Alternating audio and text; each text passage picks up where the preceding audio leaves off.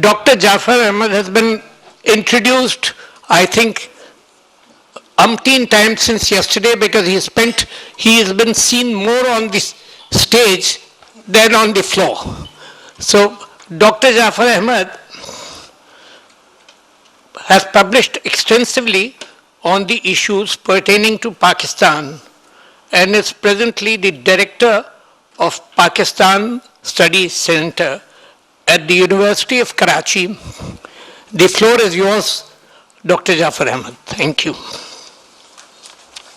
Ladies and gentlemen, we are expecting other people also, but we wanted to begin the program right in time. We are here to discuss this new book by Dr. Aisha Jalal. She has edited this, and it is called The Oxford Companion to Pakistani History.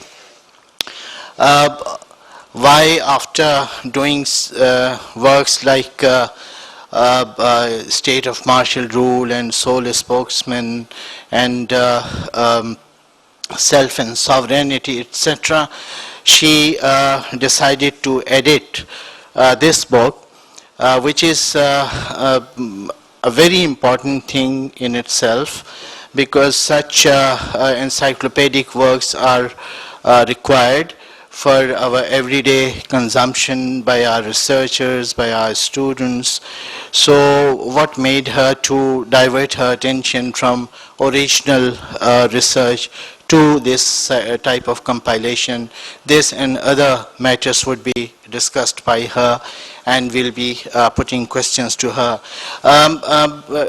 Dr. Aisha Jalal does not need introduction, but since there are a few students also I can see, I would read this brief introduction of hers.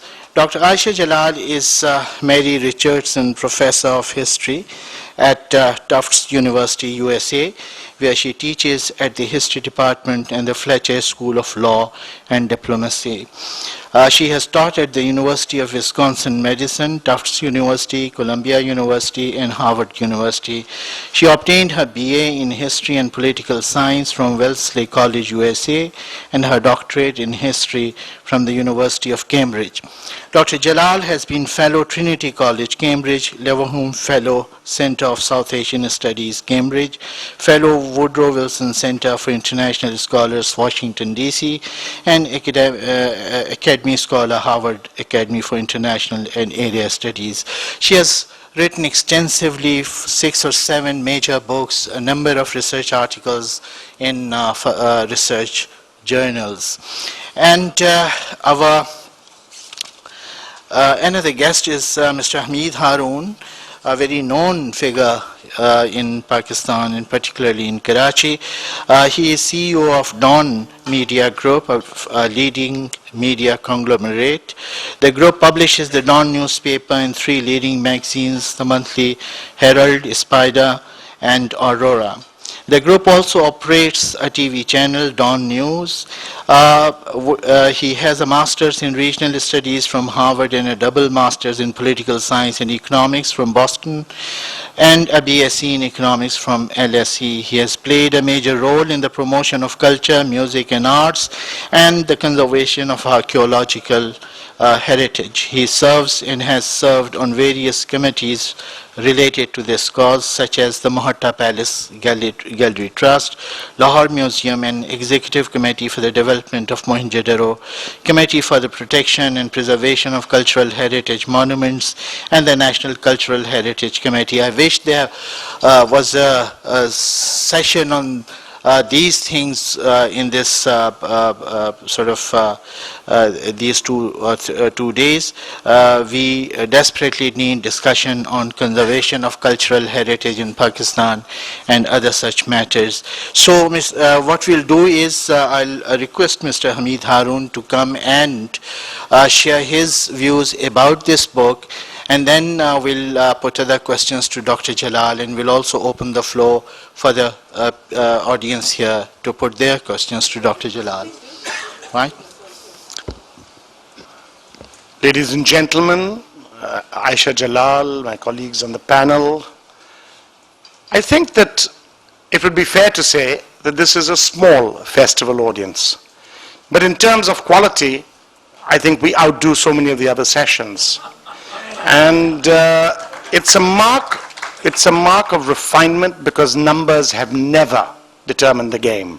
And I think the reason I remark on the numbers is not because I'm there. I'm what you call an old hack. But to be very honest, Aisha Jalal is one of the most amazing figures on the Pakistani writing scene, on the academic scene, on the historical scene. And she's somebody who has done this country proud. She has not only written a remarkable series of books. She hates to be identified only with the sole spokesman, but there are other major volumes that should merit your attention. If nothing else, her writing has caused the partisans of Allah now to be 15% off. And if the jihadi cause can be debased so effectively, I think she's more than done what she set out to do. So I think that it is with a feeling of great awe that I feel honored. I usually spend my time ducking book launches. I ducked 2 in the last few days. But with Aisha, it simply is not possible. One only wonders what one will be able to say with respect to the volume, the depth, and the breadth of her work. So I think that I won't say anything about Aisha's earliest book, which is The Sole Spokesman, already because it has become a classic, unavailable in this country except, I'm sorry, in debased editions for such a major work.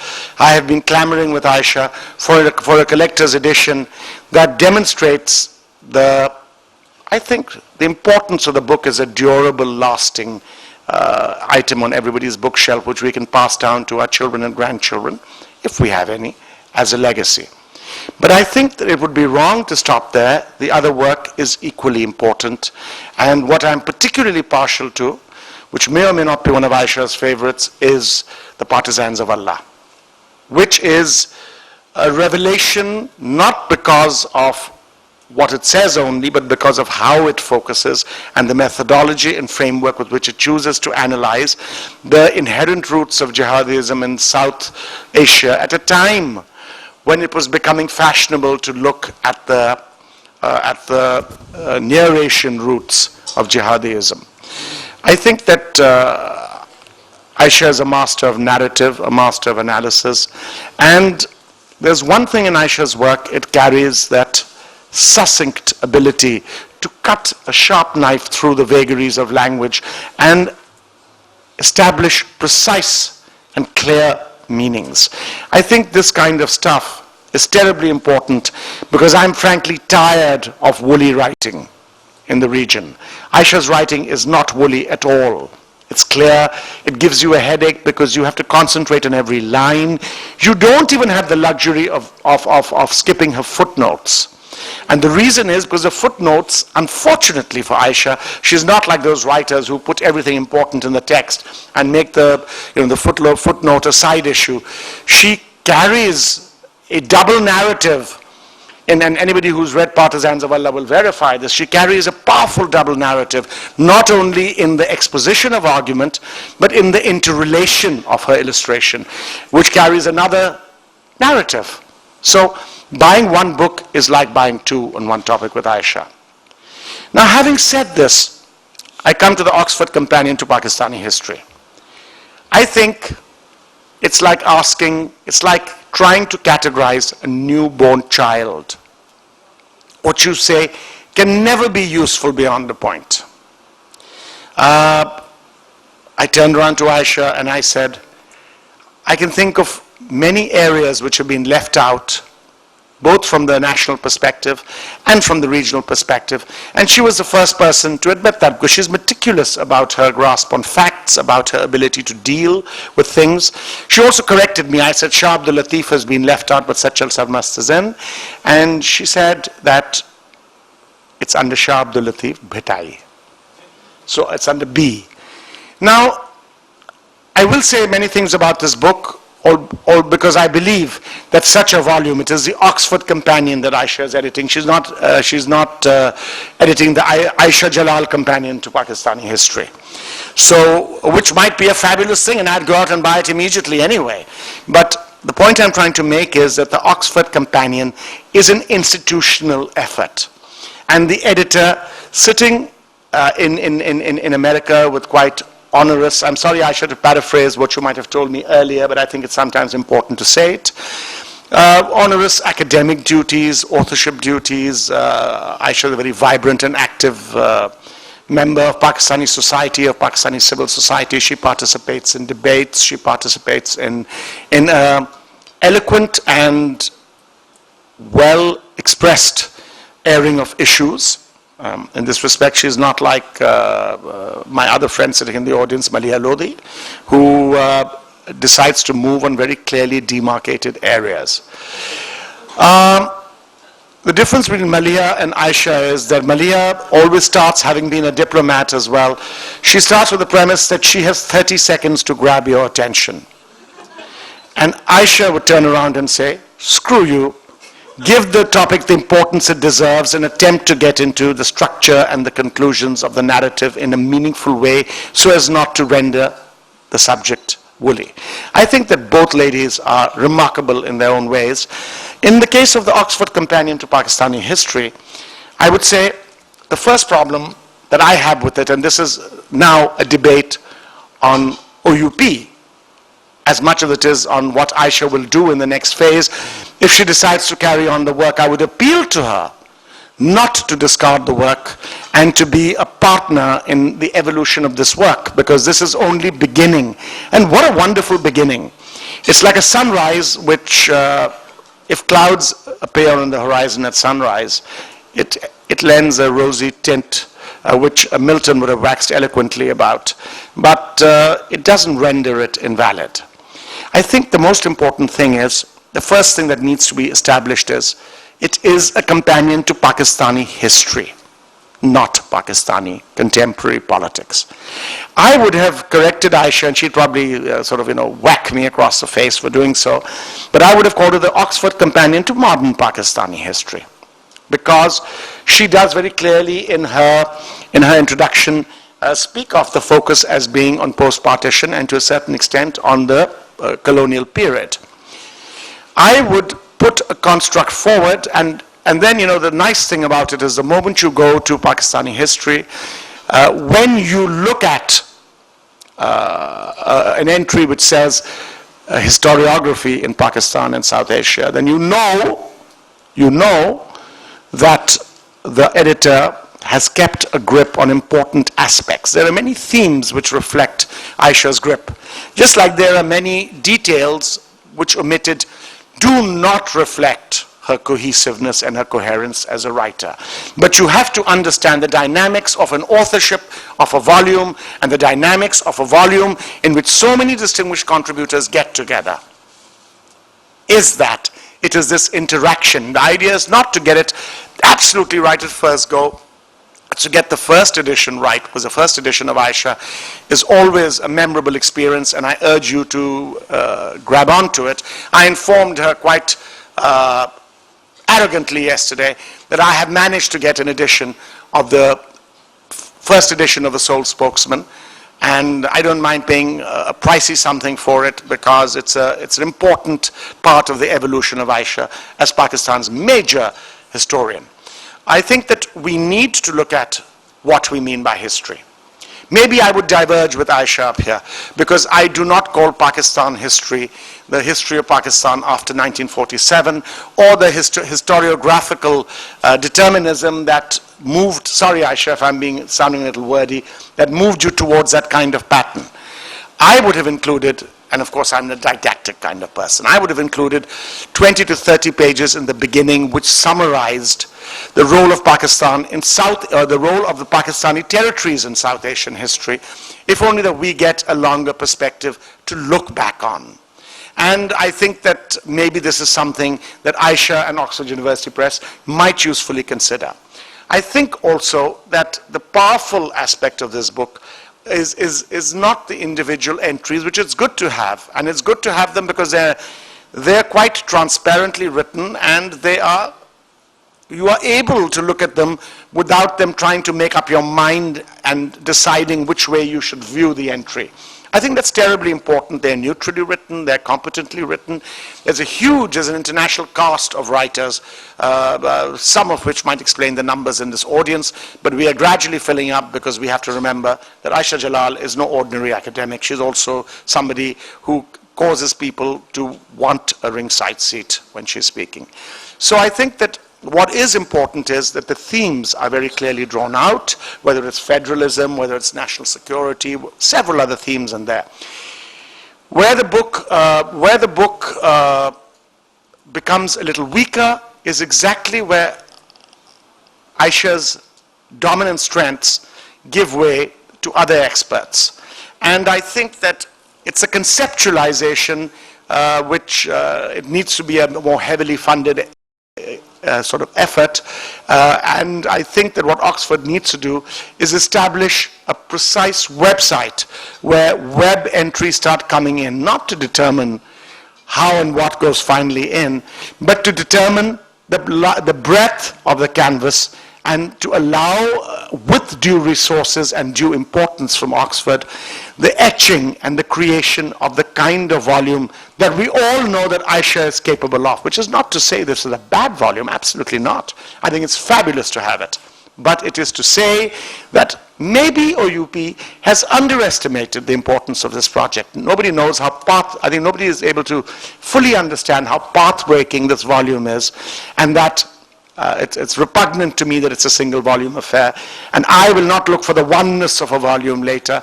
I would like to look at the kind of 2-volume or 3-volume set that does cover this, if only because we need to download Aisha more completely into the process rather than allow her to be just a referee, an editor over the matter. I also want to say that what is particularly important is that there is a kind of vocabulary of debate which covers current issues. Already the book, in presuming that Osama bin Laden is not dead in some areas, is already that. It's that little glimmer you see of something which needs to be constantly updated, so which means you constantly need to keep on advocating this book to your friends so the next edition can come out. And on the next edition, I'm going to be very harsh with both OUP and Aisha, but I'm so grateful that we have this volume to look at. I won't say I haven't suffered my disappointments. I looked immediately for music, and this is something that is close to Aisha's heart as well. And I said, there's no Khwaja Khurshid Anwar, there's no Nisar Bazmi, there's no Rashid Atre. And can one conceive of an identity without things like, and I said to her, Aisha, you're a major Noor Jahan person. That entry on Noor Jahan should have had more breadth and canvas. And I think there have been many reasons why that can't happen, and you can't concentrate on every wood in the forest in trying to etch the forest. But that the fact is that we have a divine forest nurturer, a divine editor, and a fabulous writer in Aisha. And we should be so lucky to be able to hold this volume today and hope that OUP funds this project, increases its scope, and gives Aisha's work and this country's history the kind of dimension it deserves. Thank you. This is of this book, and for the suggestions you have made, and I'm sure that now that Mr. Meena Syed is also here, these suggestions would be heard. I propose that now Dr. Aisha Jalal come and say whatever you want to say about the points raised here, or whatever you want to say, and then I'll open the floor for the audience. Okay. Sure. Stirred me up, so I'll have to say a lot of things. Thank you very much, Dr. Jaffer, Hamid, Harun, audience, and above all Oxford University Press for inviting me and helping launch this book that's been long in the making. When Amina asked me to do this project, I was very hesitant. I was hesitant for two reasons in the main. First, precisely some of the issues that Hamid has raised about the scope of a project of this nature. The scope of a project of this nature means that, where do you begin, where do you end? It has to be doable, it has to be marketable, and I do think one point where I want to emphasize with Hamid, which he didn't raise, is that we were also doing what Oxford companions do of histories. I mean, I was shown the Oxford Companion to Irish history, I was shown the Oxford Companion to British history. And the one thing that happens is that you don't include everything. It's a question of decisions. You have to decide. You have to be necessarily selective. And the second issue, of course, is that related to the scope issue was that you had to find people who could do it. This is a massive project. There are many people who have contributed to it. I had to find people who could deliver the work in time and who were willing to do it. Not many people are willing to do things, you'd be surprised. It was the youth in the main, if I may say so, who I regard the youth, who are the carriers of this book. I approached the younger people and they delivered. We of course went to older people as well, and some did not. Some refused flatly to contribute to what is a very boring project. Don't forget, this is a book of reference. And so when Dr. Jafar asked, how do I take time away from my own creative work to do a book of this sort, I do it with great hesitation. But this is what we call a service to the profession. This is my service not just to Pakistan, it's my service to history as well. So the point here is that the doability of the project is of the essence. The people out there should be there. But in the case of Pakistan, the second reason why this was an extraordinarily different for the most part, where do you begin tracing the history of Pakistan? Where do you begin the origins of Pakistan, a country that has dispensed with the discipline of history as an academic discipline, is not really taught in this country. People think history is nothing but a mumbo-jumbo of dates and events and names, not knowing that the word history itself means to investigate. A tendency that Pakistanis need to nurture as well. And history, by not teaching history, we've not only created a scenario of not having enough historians who can come forward and deliver the kind of scope that Hamid Haroon wants for a book of this kind, but also the fact that we can't even debate where our history begins and ends. And since I was shown volumes of Irish history, British history, it was clear to me that we had to decide where to put the emphasis. I would have been perfectly happy having extensive sections on really the sort of the Mughal era, Sultanate period, but it all had to be seen in perspective. There's also the question of marketability of a book. How is this book going to be most useful to the contemporary context of Pakistan? That was playing a role as well. Having said that, I think the issue of contestation of Pakistani history is of great concern to me.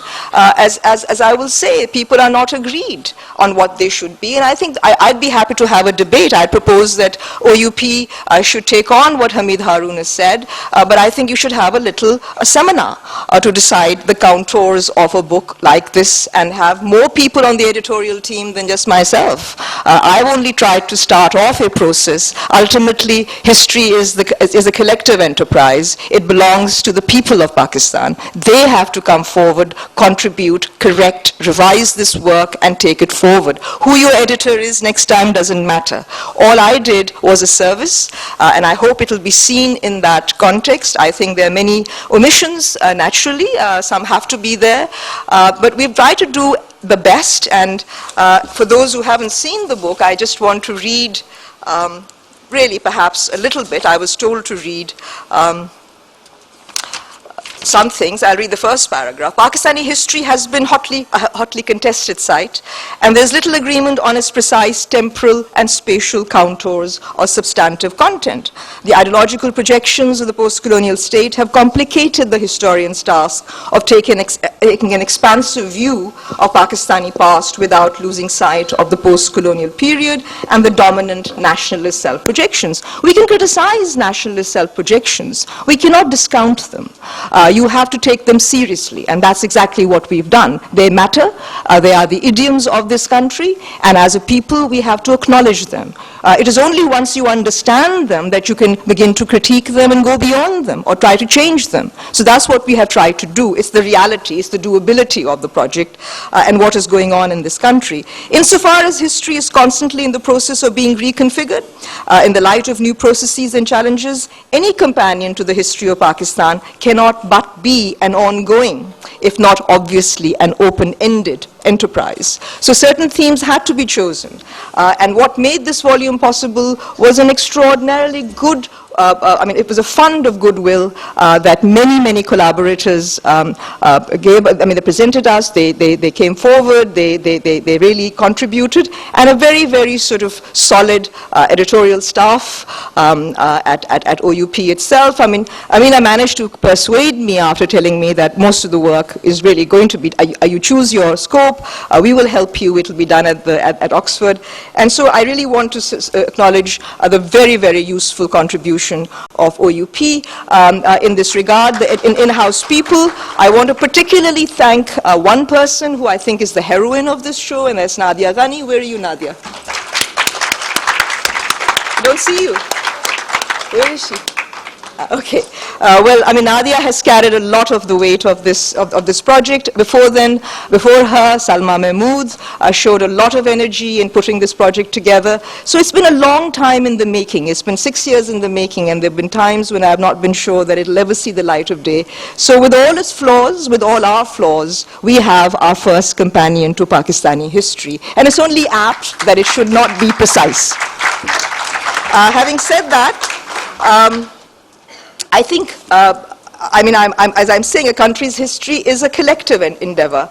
Subsequent editions of the companions can be substantially improved and revised if readers submit corrections and offer suggestions for incorporations and excisions. That's why our sort of speaker, Hamid, has started us off by criticizing what's missing, what needs to be thought about in the future.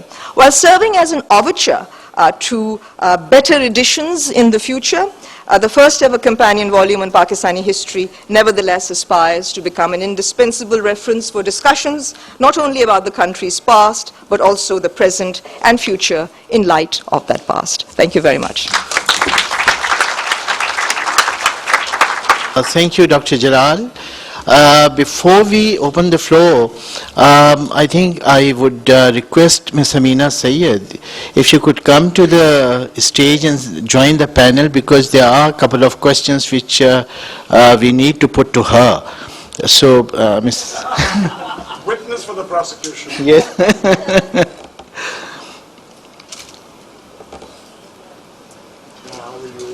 Thank you. My only question to Ms. Amina Syed is this, that now that this book has come out, is it the culmination of a project, or do you think this project will continue and in future we should expect more of it, maybe in 2 volumes or 3 volumes or whatever?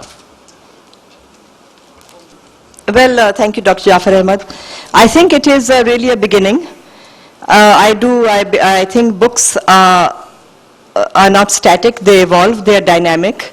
And I think it was very important, and I would like to pay tribute to Dr. Aisha Jalal for the enormous work that she has done in this project. And Nadia Ghani, who is here, who has supported Dr. Jalal's efforts and worked with her, and the editors who came before her.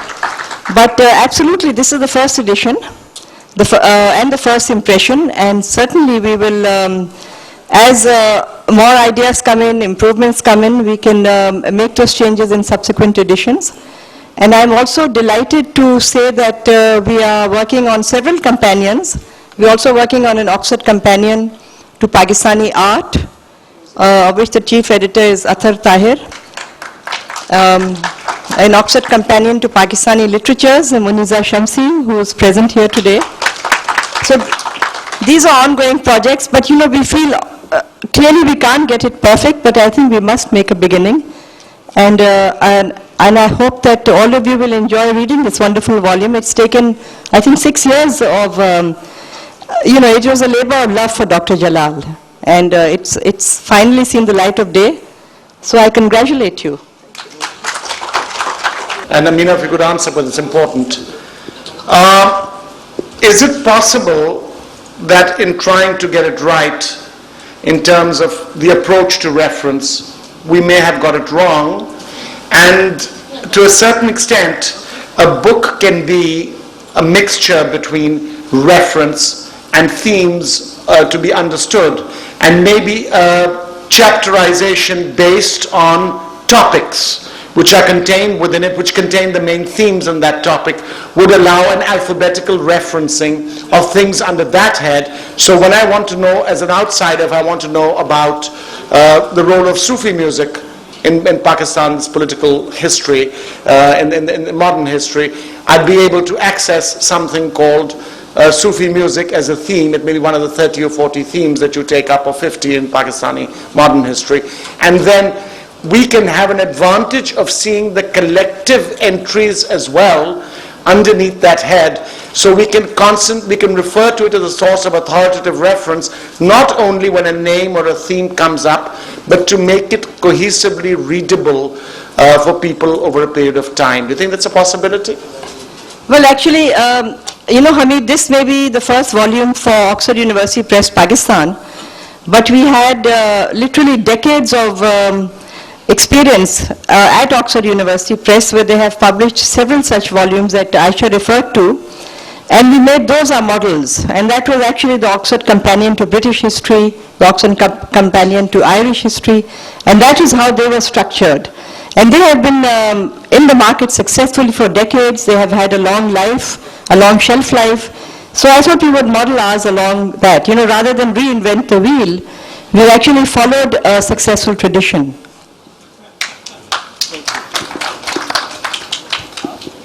Now the floor is open if anyone needs to ask. Yes.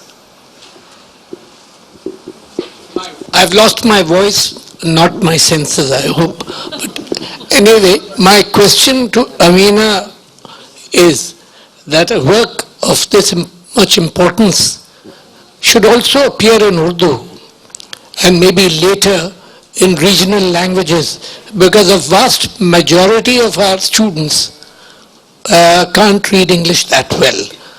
And maybe in the Urdu edition, certain omissions like Khwaja Khurshid Anwar and Rashida Tray, as Hamid has pointed out, are as important maybe as Sadiqain perhaps, or Chughtai, but they don't get the kind of recognition, and so that should be included.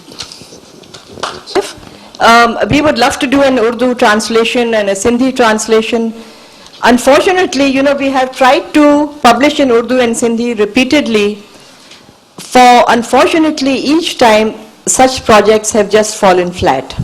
You know, we spent 8 years, if not 10 years, on the Oxford English Sindhi Dictionary. And we, you know, there was just no end to the funding and the spending that was done on this dictionary. And it was the first such dictionary to have been published. We launched it amidst great fanfare in Hyderabad, and the support that we got from people over there was absolutely overwhelming. It didn't sell. Nobody bought it. Despite all that, so what are we to do? You know, I was going to use that dictionary to spin off 10 other dictionaries in Sindhi. I stopped. The same thing, the English Urdu dictionary has sold very well, but whenever we try to publish in Urdu, serious books that we do in English, they don't even pay for themselves. I think the Urdu market is so distinct. The Urdu readership, they read a certain kind of books, they love books on poetry, they sell very well. But I find it difficult to sell serious academic works in Urdu or Sindhi. And I think such readership exists in English. I would love to publish in Urdu, but we have to pay our staff. Sort of say one thing about Hamid's point about, excuse me, is this working? Yes, about the lawyer. I'd like to just Yeah. follow up a point that's again Yeah, a point that's again been brought up about the omissions of Khurshid Anwar and Nisar Bazmi and a myriad others. I mean, this is not an encyclopedia. This is a companion to Pakistani history. Now, we can debate endlessly what we regard as salient in that history or more salient than something else. But it becomes an impossible enterprise if you're going to produce it in a single volume to have everybody in there. So we tried to have themes, music, cinema, rather than individual entries. Some individual entries clearly had to be there and they have been cross-referenced. So clearly there'll be omissions. It's not meant to slight anyone or to say that they are less important. I still think that there are some real reasons to include some entries, and perhaps you might say that they should be excluded. One point that you have made, Hamid, about the choice of period that we have looked at, and I've tried to explain that. We have included many key events that Pakistanis have forgotten about. I mean, the problem is, what is the memory of history in this country? I teach history in Pakistan, and I know I have a measure of the student knowledge. So I think that aware of that, we have also sort of added things that students will benefit from that they have very little understanding. Shuddhi Sangatan, Bhakti movement, things of that sort that they just have no understanding of. So I think that the issue of missing things is really an endless debate in terms of the scope of this work. Should a history companion have it, or should you just have a companion on Pakistani music, a companion on Pakistani art? I want a companion on Pakistani women. So I think that this is an endless process, but I would like to see Pakistanis debate history more. And that is what this gesture is in my worldview. What this book may help do is that Pakistanis begin to talk about history and how they want to self-represent that history. And that, by the way, is a joint effort, not a one silly editor or two. So I would just say that all of you are responsible just as much as we are. And it's an interactive process. And rather than carp and complain, I think people should provide long lists of errors, omissions, and recommended excisions. Thank you very much. Respond to Aisha and Amina, if I may. It's a very real problem. I think that if you don't use the word modern, then you are making omissions which will be quite important. For example, we don't expect to go to Indian books and read the importance of maybe the Gilgit Sutra, which is lying in Calcutta or whatever it is, to us. Or we may find that South Asian historians are marginally interested after partition in Alexander's march through the Delta and his turning through Gedrosia and southern Makran. So I think that we need to create a sense of presence about our own medieval and prehistory. And for example, if I pick up the Oxford Companion to Pakistan History, should I be looking for an entry on Mehergarh? Should I be looking for entries about Punjab and Sindh under the Guptas? Within reason, yes, and it is for Oxford to define such a domain in such a way that Aisha's talents and the talents of editors can be drawn in, because there is no other country which will cater to that area of concentration. We are at some level going to have to reinvent our perspectives in what constitutes Pakistan's pre-modern and prehistory. And to that extent, I know it's difficult to put all this in one volume, but perhaps modern Pakistani history as distinct from modern or Pakistani politics, or distinct from early history or prehistory. So these are just suggestions, and I still think that Aisha has a dash, and Amina can spread her wings in a wonderful way, and that between Oxford and Aisha this can be done. I'd like to continue this debate. I don't think medieval history is missing, Hamid. It's very much there, it's thematically there, but it's done with subtlety in order to maintain an overall balance in the volume. I'd be the last one to exclude medieval, or for that matter, what we call ancient history. I personally do not talk in terms of ancient, medieval, and modern. I think it's a passé periodization. I do not subscribe to it, which is why I would not want this to be called a companion of modern Pakistani history. You might sort of say that we should call it contemporary Pakistani history, perhaps, but I certainly wouldn't want, because modern, where are the beginnings of modern? And what is ancient? Contemporary, I'll settle for contemporary. Okay, well, that's something that my editor, she's the managing editor, she has to decide. I've only sort of, I think it's okay. But it leaves you to edit his twin volume with Amina on the early part as well. No, I think we can improve this one in the future. I would like to see that happen. Actually, Hamid, it's my experience that multi-volumes don't sell. That's what she told me. Amina, I'll get back to you on that one. I would want to point out that the publishing scene can and should change in these areas. When we speak of Sindhi books, for example, I have headed the Sindhi Adabi board in the early 80s, and the editions of Sindhi books are one of the highest selling editions in Pakistan at that period. The problem is, the one thing we discovered in the Sindhi Adabi board is that they're highly sensitive to price. And a dropping of price causes a huge spread in the market. Now the point is, you have to be able to run your business. And that's where I come with another proposition. One of the organizations I'm managing trustee for is the Sindh Endowment Fund.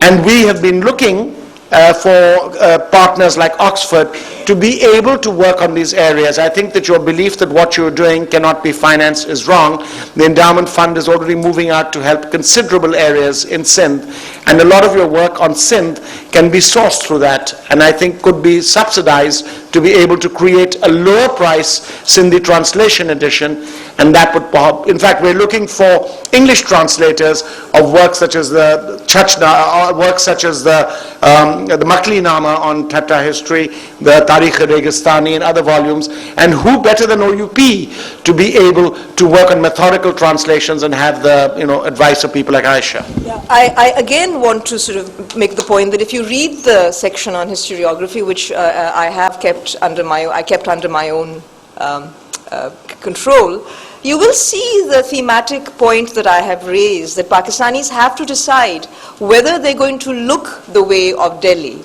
to describe their history, or begin to really emphasize regional histories. This is a conflict that you have and have had for a long, long time. I mean, shouldn't we be putting more time, as you suggest, towards regional histories? I would like to see that happen, but it hasn't been happening. And as a result, we don't have people that we can simply call upon to give us that information. So you have to understand that the problem is much bigger than simply this companion and its failings. Aisha, I'd just like to point out that when you look in your volume, for example, a clear illustration. I mean, I would like to deliver a slight pinprick, if I may. This is a companion to Pakistani history.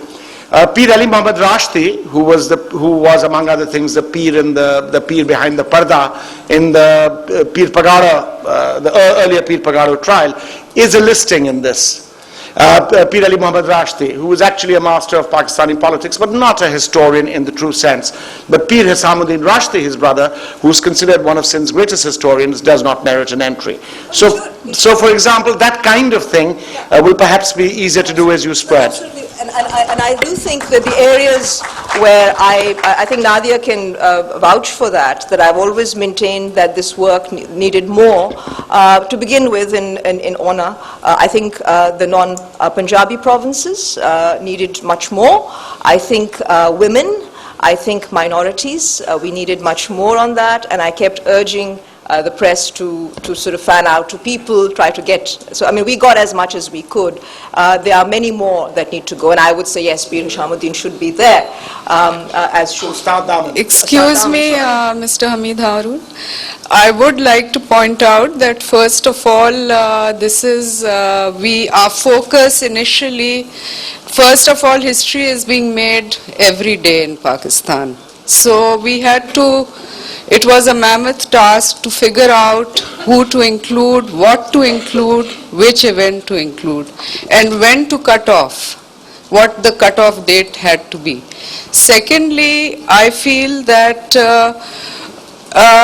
we will be having subsequent editions, and we will be including, it's like, as Dr. Jalal has said, history is an ongoing process. And there will be many, many entries that will continue to be included, and maybe some that, if people feel that they were irrelevant, they can also be excluded. So it's an ongoing process, as Dr. Jalal just pointed out. Yeah, I'd like to appeal to you to, along with Amina, to trap Dr. Jalal into committing to continuing to edit this volume so that we can have a great discourse on Pakistan history in the future.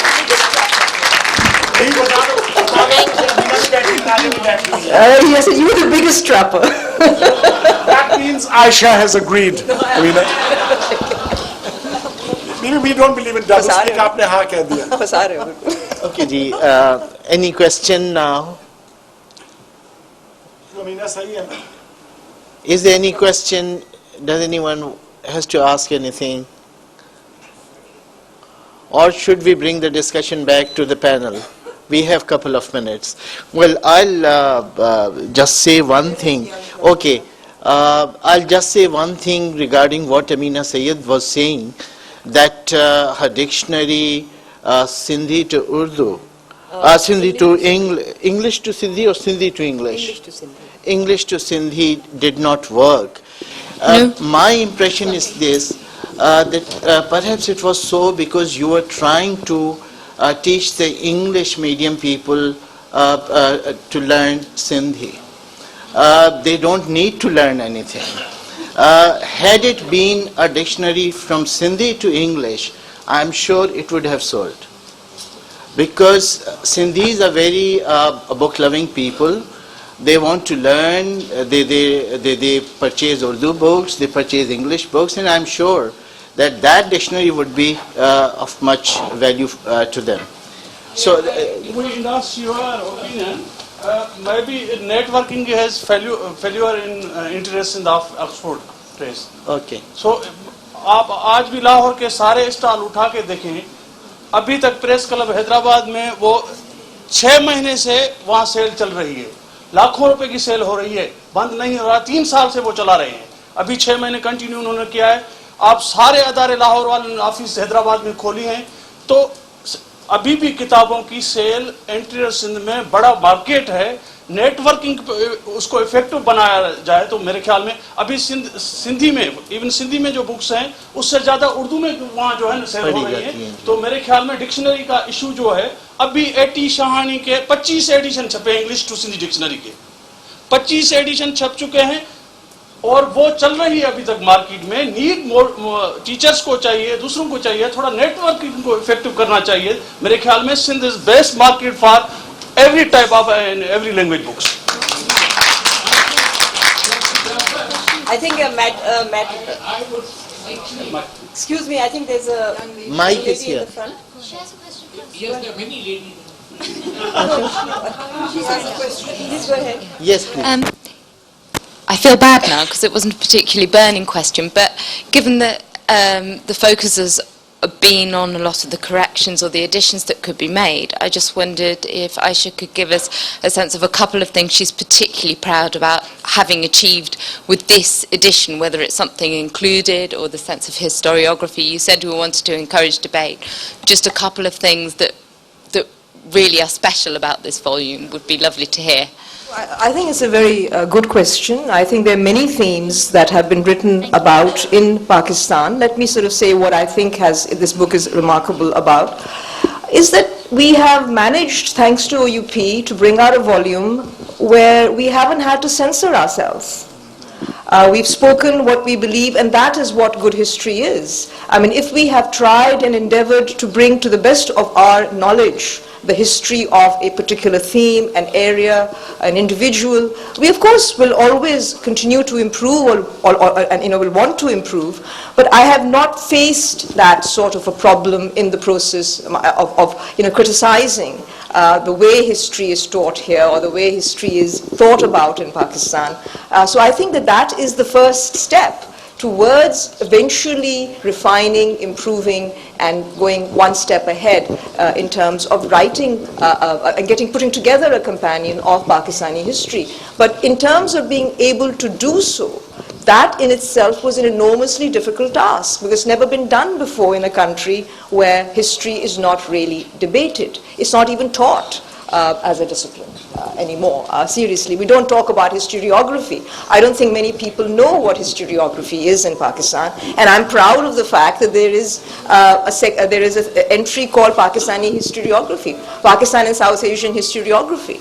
And I think that's important. So we are doing some catching up with our neighbor who has, they have a wonderfully well-developed historiography. Pakistan has been nowhere. So we're trying to put it on the map. And I think this book will help do that. And I'm happy with the criticisms, they don't bother me. But we're putting Pakistani history on the map and hope that we will do better in the future.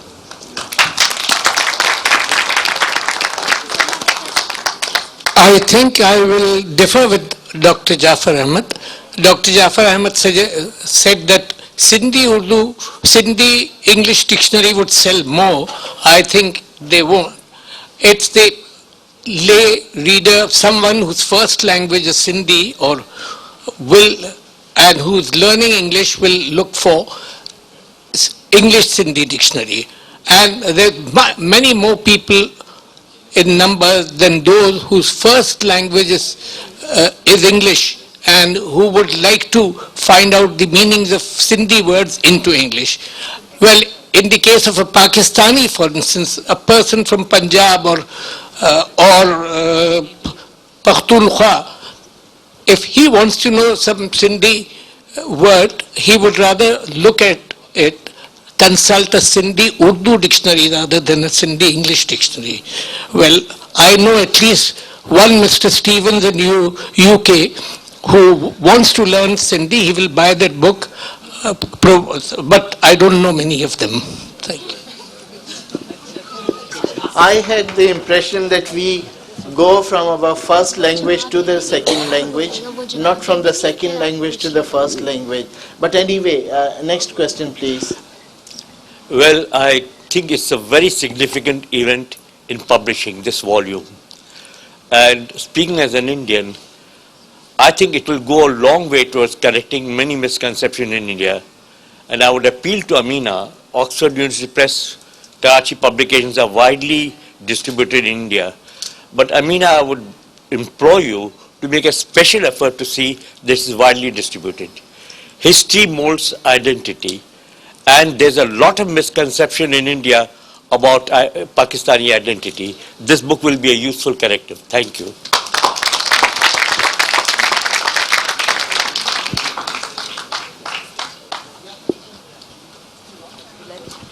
No, it's not. I think it's worth identifying. Mr. A.G. Noorani, thank you very much. I agree with you absolutely, and I will do my best to promote this in India and around the world.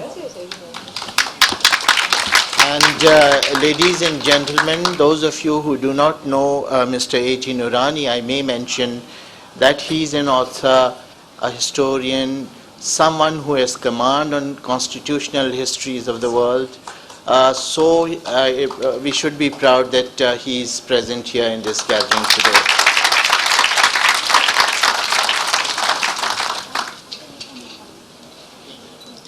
Okay, and now that we are coming to the end of this session, I thank you all for being here, and particularly I thank Mr. Hamid Haroon, Dr. Aisha Jalal, and though she was not supposed to be a part of this panel, I saw her, and since there were certain queries about the publishing of this book, I thought I should invite Ms. Amina Syed on the panel, and she very graciously came here.